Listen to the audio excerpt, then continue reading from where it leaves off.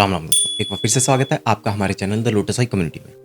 दोस्तों, क्या आपको पता है इस कलयुग के टाइम पे बहुत सारे ऐसे बाबा बन के आ जाते हैं जो अपने आप को ईश्वर का दूत बताते हैं, अपने आप को कहते हैं कि मैं तो बहुत बड़ा संत हूं, परंतु उनके भीतर काम, क्रोध जैसे जो षड विकार हैं वो भरे हुए होते हैं। तो किस प्रकार से एक अच्छे संत की पहचान की जाए जिससे कि उनकी शरण में जाकर उनका आशीर्वाद प्राप्त करके हम अपने जीवन को सुधार सकते हैं।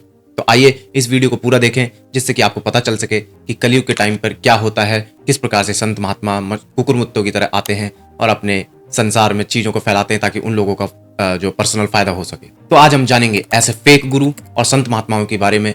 वैसे कहने के लिए संत महात्मा बहुत बड़ा शब्द है, परंतु फिर भी अपने आप को ये संत महात्मा कहते हैं, तो उनके बारे में आज हम जानेंगे कि किस प्रकार से आप उनको जान सकते हैं। तो एक श्लोक के माध्यम से आपको समझाने की कोशिश करता हूँ। सर्वे ब्रह्म वदिष्यन्ति संप्राप्ते तु कलो युगे नानुतिष्ठन्ति मैत्रे शिष्णोदर परायणः। इस श्लोक में क्या बताया गया है वो समझने की कोशिश करते हैं। With the arrival of the age of Kali, O Maitreya, everyone would claim that he is Brahman. Without translating it into action, they are in the pursuit of lust and gluttony. तो देखा दोस्तों, आप लोग समझ पा रहे होंगे इसमें क्या बताया गया है। इसमें यही बताया गया है कि जैसे जैसे कलयुग आता है तो ढेर सारे लोग कुकुरमुत्तों की तरह खड़े हो जाते हैं और बोलते हैं कि मैं तो ब्राह्मण हूँ। यानी ब्राह्मण का मतलब एक शब्द होता है जिसको ब्राह्मण कहा जाता है, यानी ईश्वर कहा जाता है।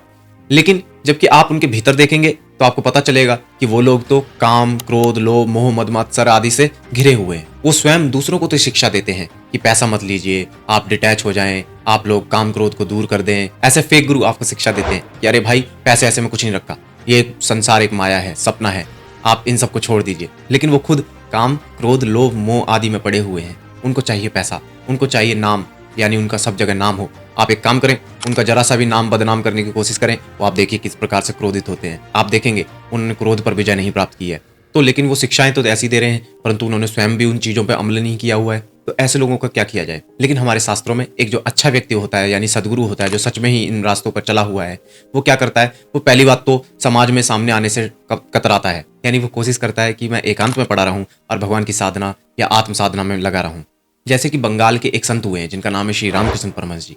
उनके जीवन के बारे में बताया जाता है कि वो कभी भी जब पैसे को हाथ में लेते थे तो उनको लकवा जैसा लग जाता था, उनको पैरालिसिस हो जाता था, वो कभी भी पैसे को छूते तक नहीं थे। तो इस तरीके से आप उनके जीवन में देख सकते हैं कि वो पैसे और इन सब चीजों से बहुत दूर रहते हैं। तो ऐसे लोगों के आप शरण में जाएं, उनका आशीर्वाद प्राप्त करें। परंतु आज के टाइम पे लोग ज्ञान तो बहुत देते हैं, परंतु उनको अपने जीवन में खुद चरितार्थ नहीं करते हैं। तो ऐसे संत महात्माओं को पहचानने के 2-3 तरीके हैं कि एक तो आप उनके एक्शन में देख लीजिए, क्या वो जो सिखा रहे हैं वो उनके एक्शन में है या नहीं है। यानी वो सिखा तो रहे हैं कुछ और, लेकिन उनके एक्शन में कुछ और है। वो बता रहे हैं कि क्रोध मत कीजिए और स्वयं क्रोध कर रहे हैं। तो ऐसे झूठे और पाखंडियों से आप दूर रहें।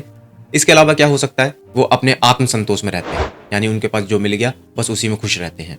इसके अलावा वो काम, क्रोध, लोभ, मोह, मद, मात्सर, जिनको षड्रिपु कहते हैं, उनसे ऊपर हो चुके होते हैं। यानी उनको आप देखेंगे कि वो क्रोध नहीं करते। अगर वो क्रोध करते भी हैं तो वो एक तरीके से बनावटी क्रोध करते हैं जिससे कि आपका भला हो सके। तो इस तरीके से आप उनके जीवन को देख सकते हैं, आप उनको एनालाइज कीजिए। आप किसी को भी गुरु बनाने से पहले इन चीज़ों को, लक्षणों को आप पहचान लें, क्योंकि जहाँ आग होती है वहाँ धुआं होता है। तो जहाँ पर भी ऐसा संत महात्मा होगा तो उसके लक्षण यानी उसके जीवन में चरितार्थ होंगे ही होंगे। तो इस तरीके आप उनके जीवन को देखें। एक बनावटी व्यक्ति मास्क लगा सकता है संत महात्मा का, लेकिन जैसे ही आप उसको क्रोध दिलाएंगे वो क्रोधित हो जाएगा।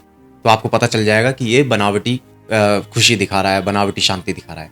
और जिसके अंदर शांति होगी, आप उसके संपर्क में जाते ही आप देखेंगे कि आपको सच में ही शांति महसूस होने लगी है। उम्मीद करता हूं दोस्तों आपको वीडियो पसंद आई होगी। अगर आपको वीडियो पसंद आई है तो इस वीडियो को लाइक कीजिए, साथ ही हमारे चैनल को भी सब्सक्राइब कीजिए और अपने दोस्तों के साथ भी इस वीडियो को शेयर कीजिए। मिलते हैं अगली वीडियो में। राम राम।